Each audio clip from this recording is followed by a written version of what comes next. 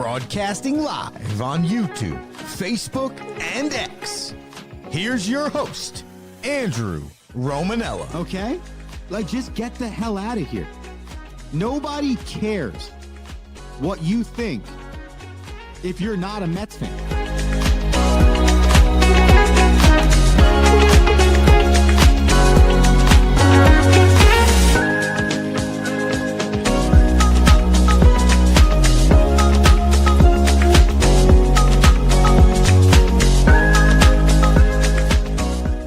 What's going on, everybody?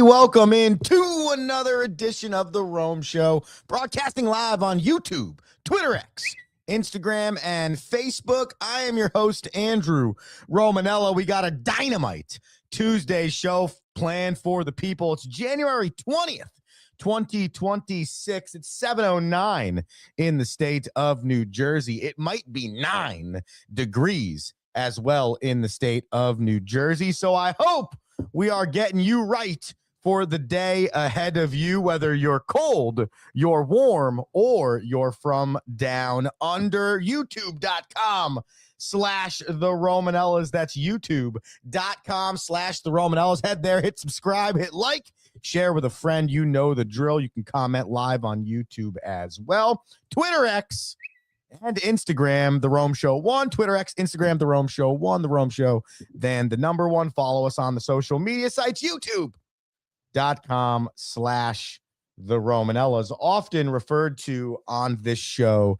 as OG social media site. Last night, the Indiana University Hoosiers won their first ever national championship in college football.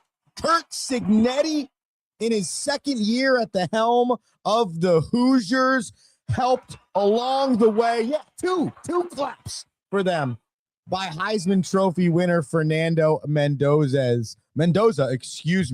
and some elite level play. The Hoosiers cap off the greatest. There's no arguably the greatest. There's no this could be the greatest. They cap off the single greatest turnaround for a college football program in the history of the sport. Indiana, starting the 2025-2026 college football season,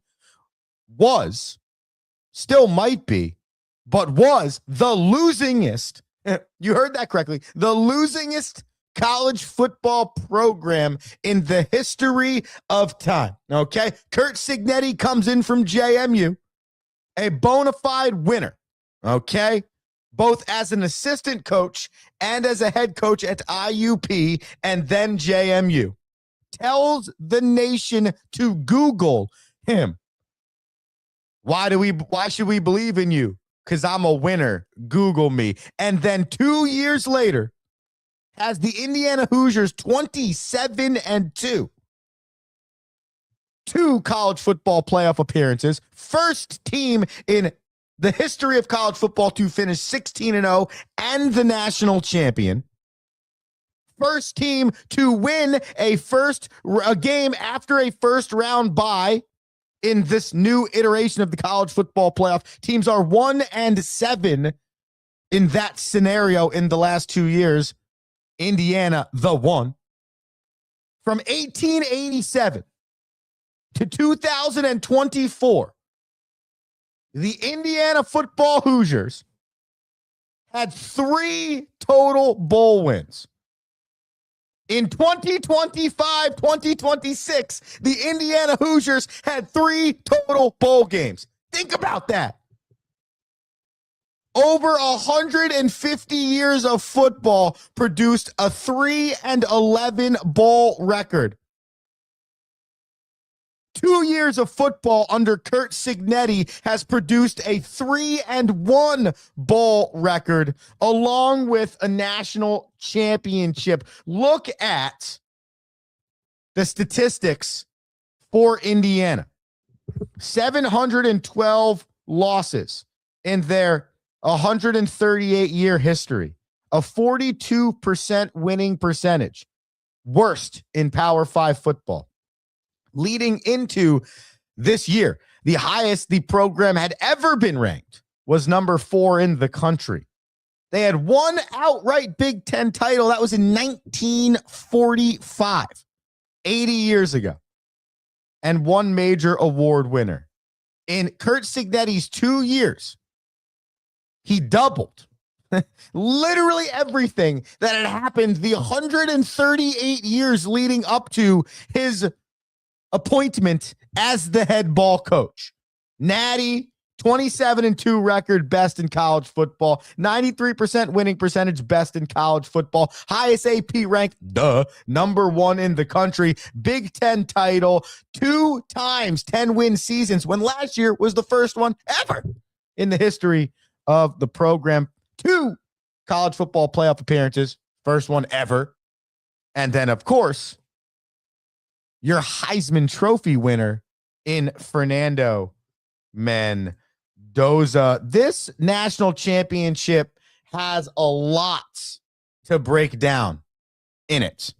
But I think the most important thing you learned from this Indiana Hoosiers football team is that I have to go to one of these 10 schools to possibly win a national championship, or I have to go to one of these 10 possible schools to have a chance to be the best possible NFL recruit. That era is officially done. It is not SEC or anything else. It is not, I got to go to Alabama or Georgia or USC or Texas or Florida State. It's actually the opposite. The opposite, Indiana, Curt Cignetti, Fernando Mendoza, and this ball club have opened up the door for every program in the country. Doesn't matter your status, doesn't matter what conference you're in, what part of the country. You get the right people in your corner to support your program financially first, because that's obviously a big aspect of it. Mark Cuban and others, led by Mark Cuban, come in a few years ago and say, we got to change this, man. We got to keep our Indiana Hoosiers as an athletic department, not just a football program, as an athletic department. We need to keep them up with the times. So we got to get them some money. Okay, we got that. Now we got to get the right coaches in here. Okay, now we have that. Look at the national presence we now have. And the amount of money you get as an institution from these playoff runs is off the charts. The amount of money your conference gets and other schools in your conference is also off the charts. So it can't be understated.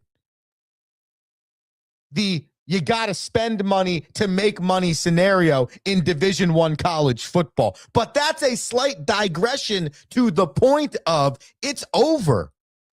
The Nick Saban era of college football is over. I don't just have to go to 1 or 2 schools. The last 3 champions in college football have come from the Big Ten. Michigan, Ohio State, Indiana. That alone tells you everything you need to know about where the opportunity is to win in college football. It's everywhere. It is realistic for me to believe that at any Division I football program in the country that has the resources, obviously, to a degree, though. I mean, we saw Tulane and JMU in the college football playoff this year. Okay? It leads you to believe that as a fan of any college team out there that's in the FBS, you're one primary donor away from changing this thing. You're one great transfer portal and freshman recruiting class away from changing this thing. You get the right head coach in place and you have the right financial capital coming in, you can win a national championship from any program in the country.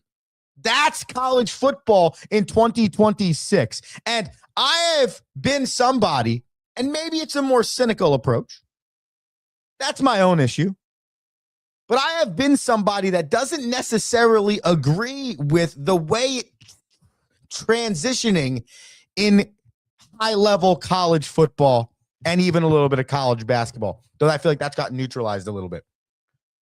I don't think it's fun to go on social media and look up and see posts of, okay, now this kid's transferring. Okay, now this kid's staying. He's staying. Like, why wouldn't he stay? He was the starting quarterback at Oklahoma. It's the most national press he's ever gotten in his lifetime. He's probably making $1 million. Why is this? But that's where we're transitioning. That's where we're going. Okay. I don't like the lack of players that have the opportunity to feel like they can stay at a program for multiple years. But at the same time, there are all these other benefits. Like, look how quickly Indiana can go from the worst football program in the history of time since 1887 to national champs in 700 days. How Fernando Mendoza can be an under-recruited 2-star kid, go to Cal, I believe it was, and then transfer to Indiana, win the Heisman, now have an NFL career. So you see, literally, this Indiana run, this type of game-changing path to the national championship shows you literally everything that the common era of college football is bringing you.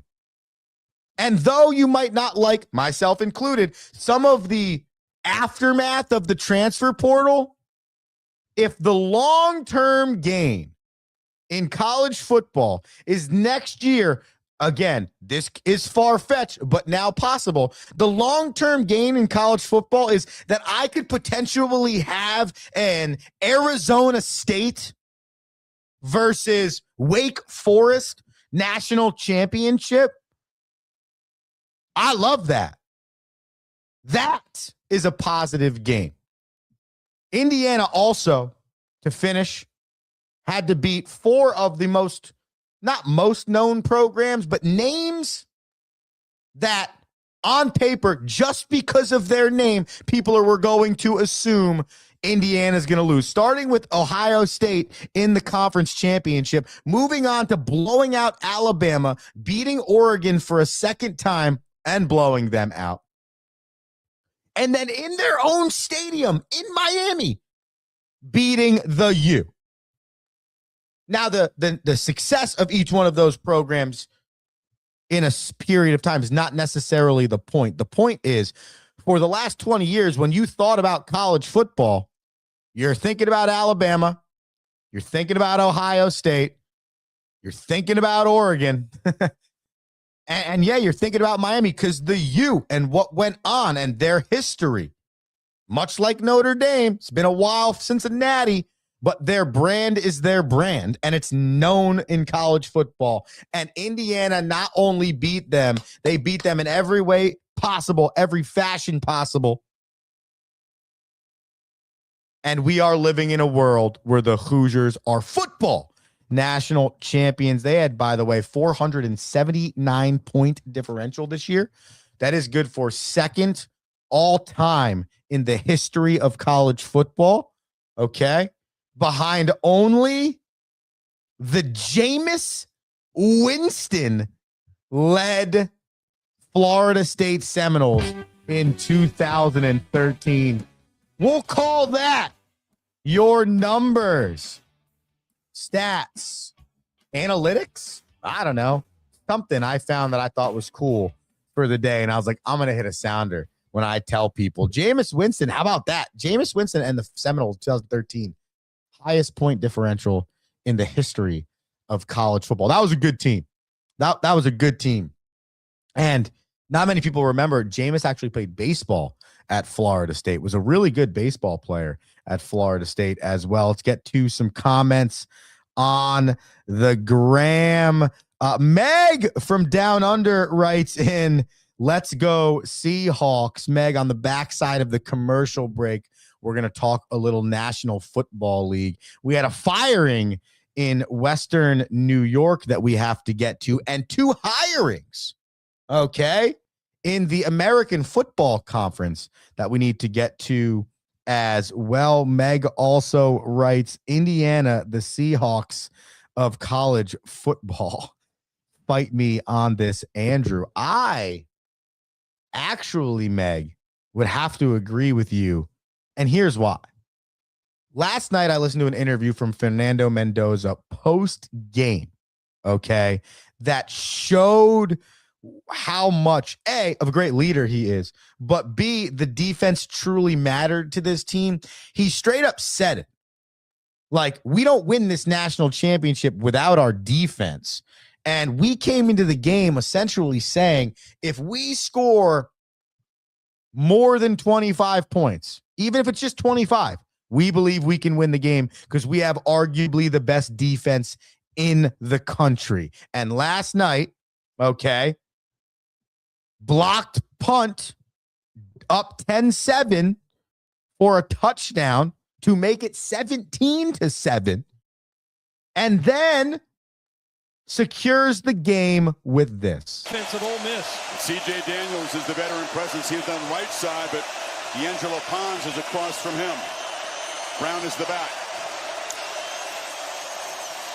Beck steps up, delivers downfield, intercepted! Jamari Sharp makes the pick that will clinch Indiana's first national championship.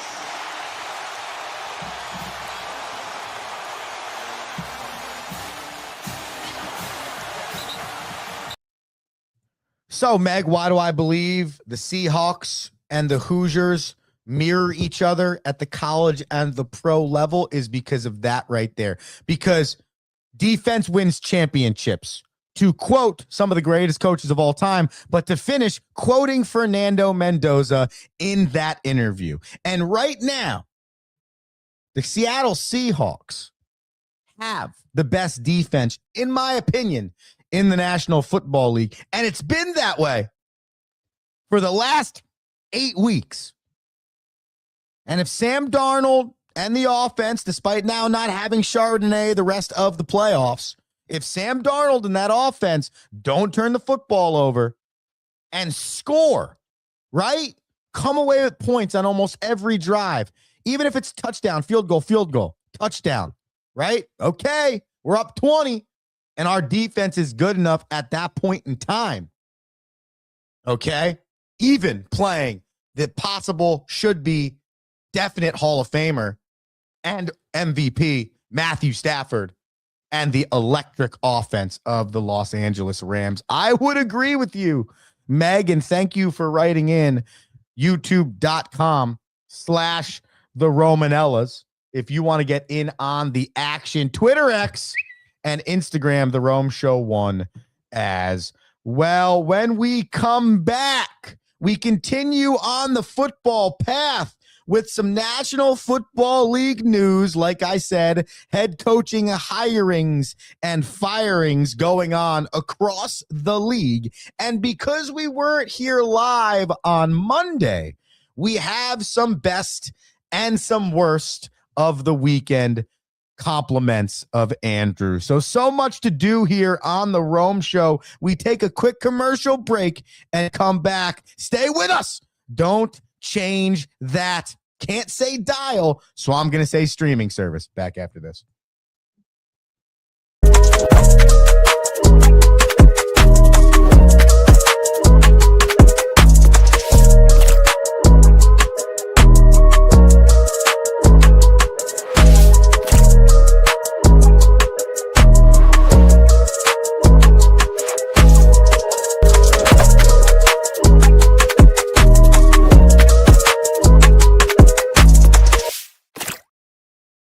What is one thing every great leader has in common? They challenge their people to not stop at the first right answer. Tighten the Lug Nuts is a leadership book that will teach you how to move past the first right answer with entertaining and detailed examples founded in real-world concepts and experiences. Accelerate towards your professional goals with Tighten the Lug Nuts, one of the best leadership books available. He's going to take off and run. Mendoza weaves his way first and goal, diving toward the end zone. Touchdown!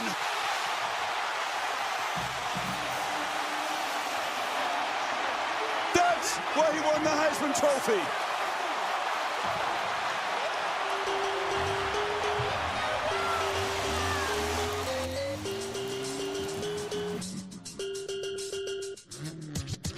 Oh, you know, if you're watching on youtube.com/the Romanellas, Twitter X, the Rome Show 1, or Instagram, the Rome Show 1, if you're watching that clip, the heartbreak on the Miami football fans is real.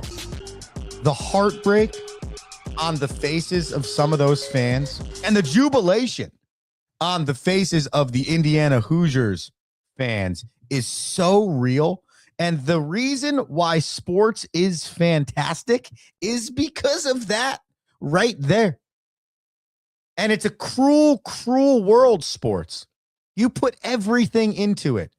You train an amazing amount of hours. You study playbooks and plays and other teams' formations, and you're in team meeting rooms, and you spend so much time in the building, on the field, the court, the ice.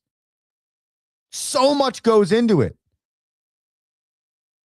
And you still cannot guarantee that the outcome won't be devastating, won't be heartbreaking.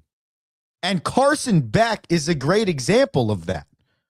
In his 6th year of college football, 2 national championships at Georgia, but not as the guy. 36-2 record or something like that going into this game as a starter, okay? And he throws not a great pick, as we saw before the commercial break, and that ends his college career. And that is sports in a nutshell. So much goes into it as a fan, as a coach, as a player, as someone invested. And so many more times than not, it ends in heartbreak over celebration, which is why winning a championship is so hard. Because when you look at the odds, even Tom Brady ended more seasons without a championship, without being the last person standing, than being the last person standing. That is why championship success is so much fun, because the odds you are against every year you start a sports season is so high. And it is so hard to be the last team standing. 4 teams in the National Football League are looking to be the last teams standing at the end of this weekend. Okay, the Seahawks, they host the Los Angeles Rams.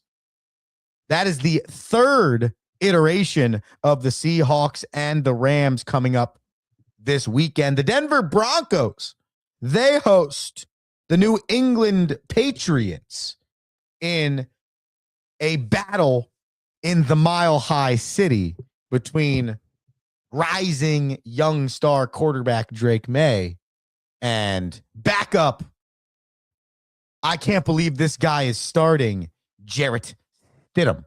A lot of time to break down those 2 games, those 4 teams, that Saturday slate of matchup, which we will do as we get deeper into this week. The lines have opened. -5.5 New England on the road in the Mile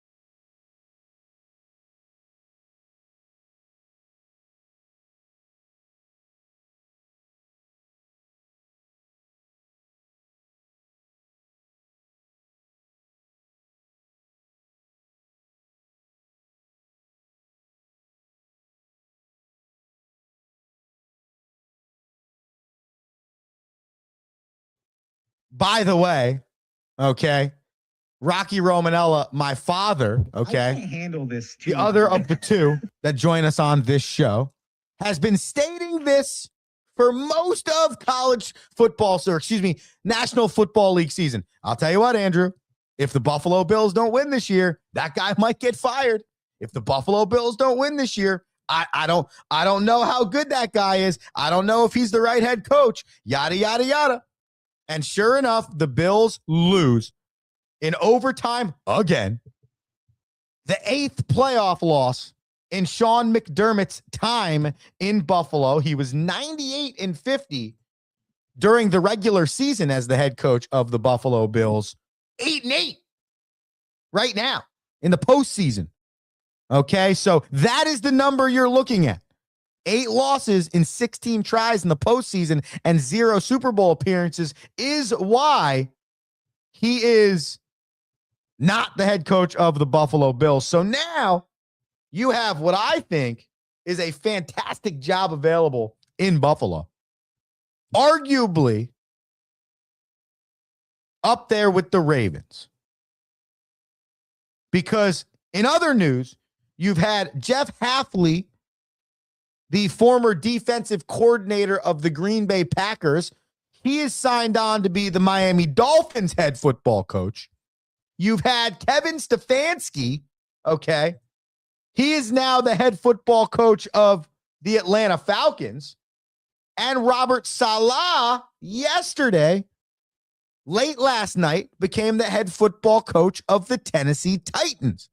So in an unprecedented offseason, there have been 10 head coaching jobs available in the National Football League. 10, okay? And some premier teams, right?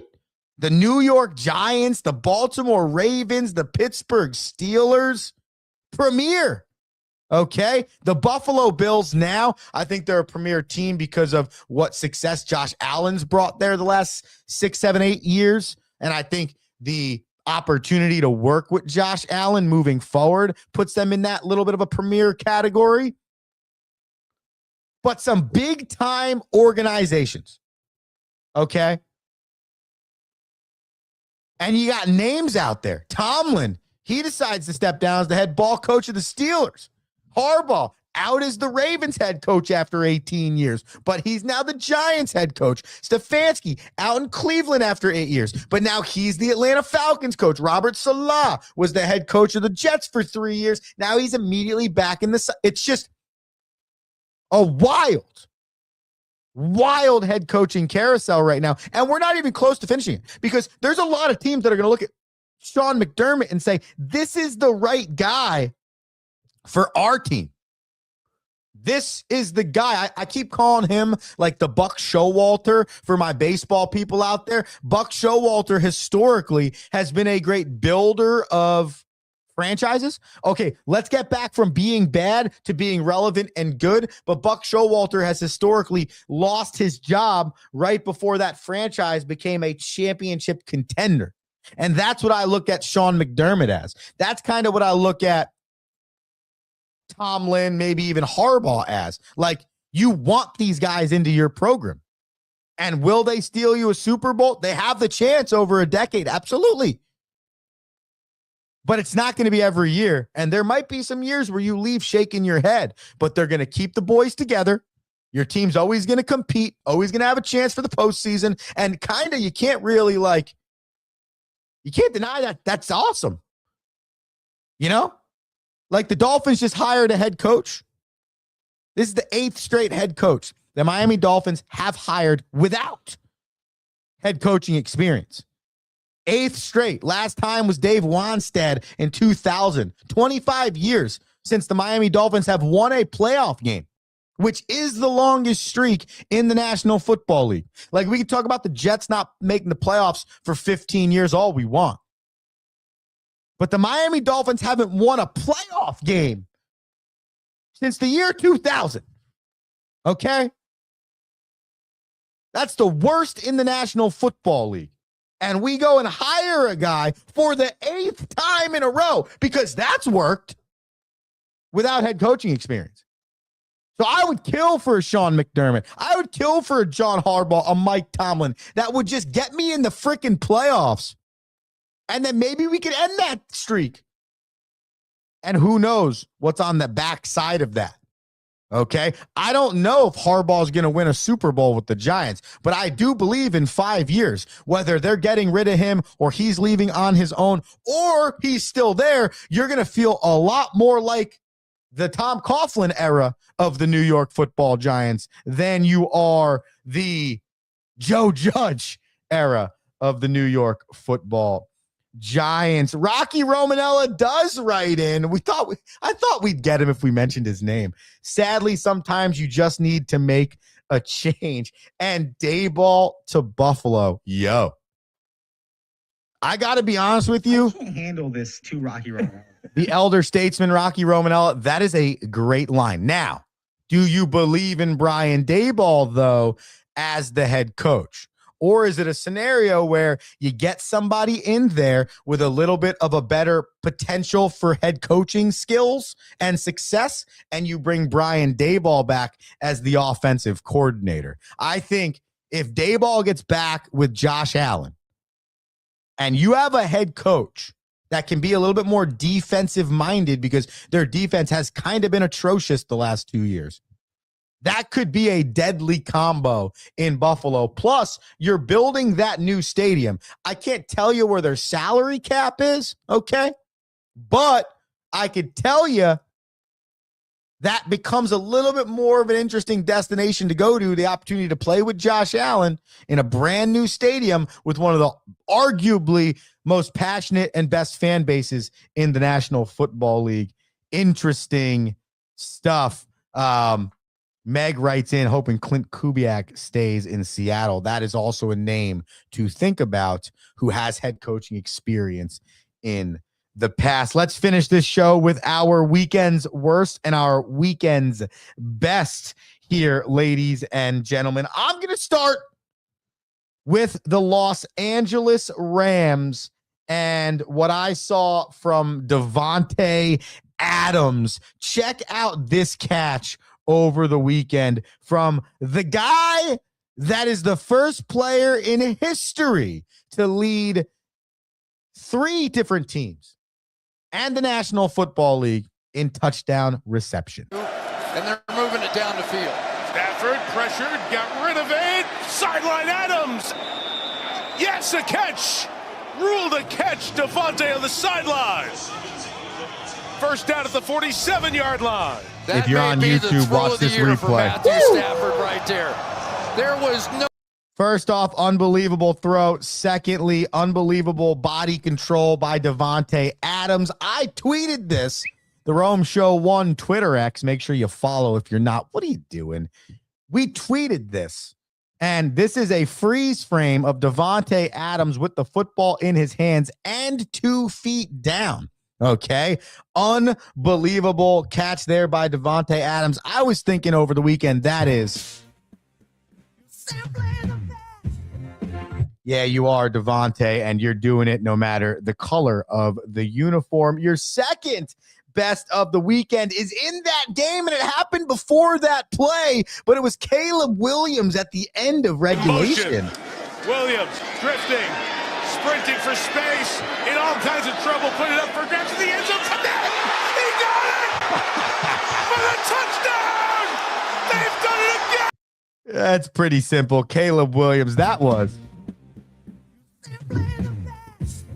I mean, dude, like he ran back 15 to 20 yards. It was a pure turnaround heaval of the football in hopes that something positive happens down the field. And Cole Kmet ends up with the football, okay? And he ends up with the football in the end zone. And it just, plays like that don't happen often. And when you see plays like that, you're like, dude, this is, again, as we mentioned before, why sports is awesome. Those are 2 weekends worst and weekends best coming from the National Football League. My final weekend's best actually comes from the National Hockey League. Now, Rocky is not here today on his normal Tuesday slot, but don't you worry, we'll get him back. And when we do, I know he's going to want to break this down, which is your first National Hockey League goalie fight. Yeah, you heard that correctly. Well, check this clip out. Your first National Hockey League goalie fight in 6 years from arguably one of the best goalies in the National Hockey League, skating 90 feet down ice to get in on the action. Drops the mitts. Bobrovsky goes after Nedeljkovic. Oh, yeah. Sergei Bobrovsky came 200 feet to throw punches with Alex Nedeljkovic. Wow. They both go tumbling to the ice. Oh, you don't see this very often.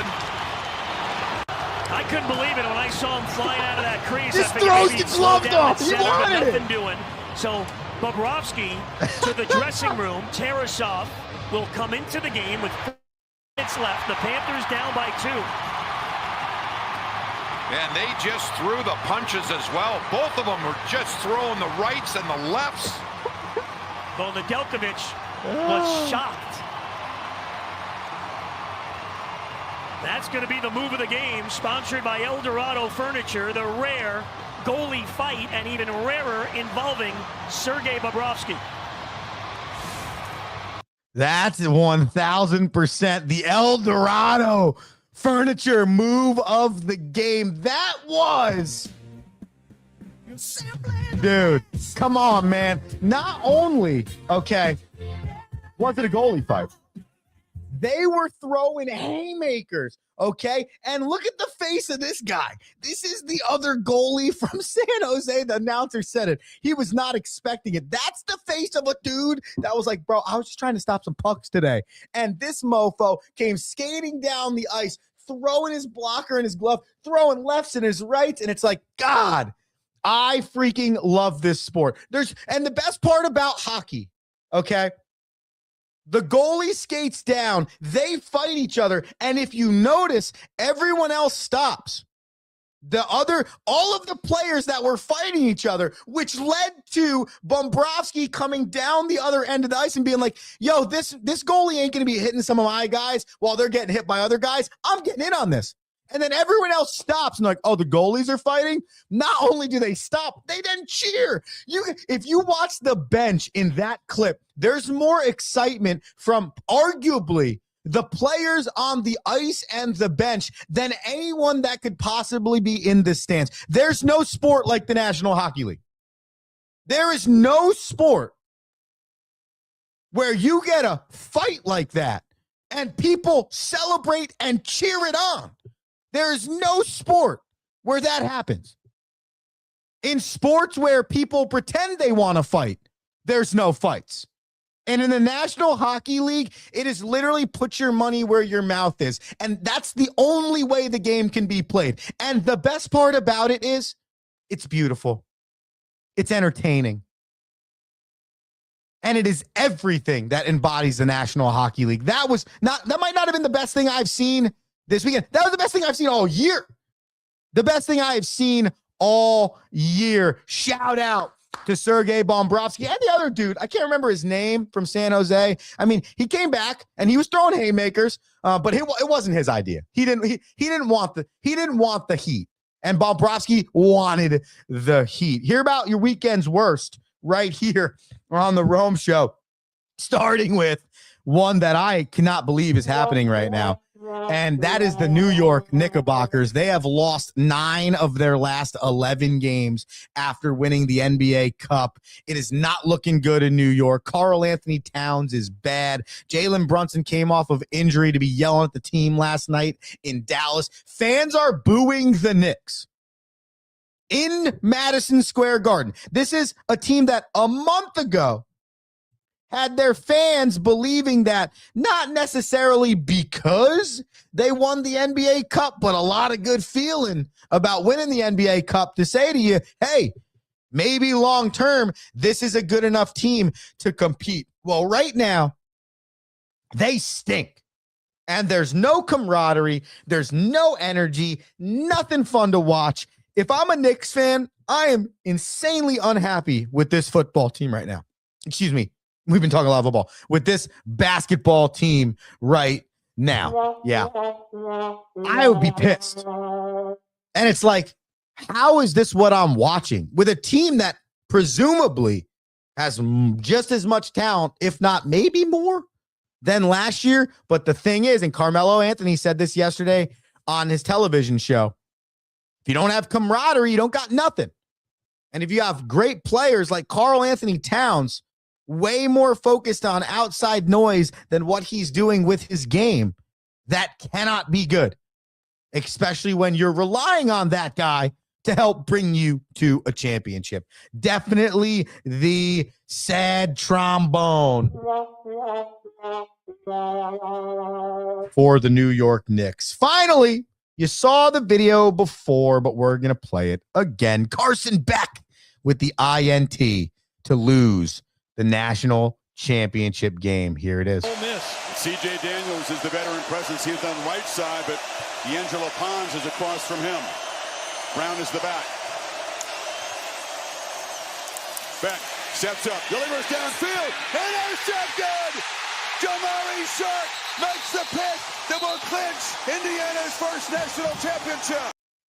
And as we said before, that is the heartbreaking part of sports. Carson Beck's last pass in college football. After, when you look at it, all said and done, a fantastic career ends in heartbreak, and that is your final weekend's worst. Bad terminology, because good for the kid and what he was able to do. Can't say kid, he's a 24-year-old man. I mean, the dude graduated undergrad 2 years ago. So that's the wrong terminology. But the dude, good for him and his career. Tough way for it to end. Ladies and gentlemen, this has been an electric Rome show, at least by my standards. And I appreciate the people tuning in. Thank you to Meg for her write-ins and for tuning in every single day from down under. Thank you to Rocky Romanella for his write-ins. Remember, follow us on youtube.com/the Romanellas. Make sure you hit that subscribe button. The Rome Show 1, Twitter, X, Instagram, The Rome Show Podcast, wherever you get your podcast. I'm Andrew Romanella. We'll be back tomorrow with some good stuff. Have an electric Tuesday. Peace.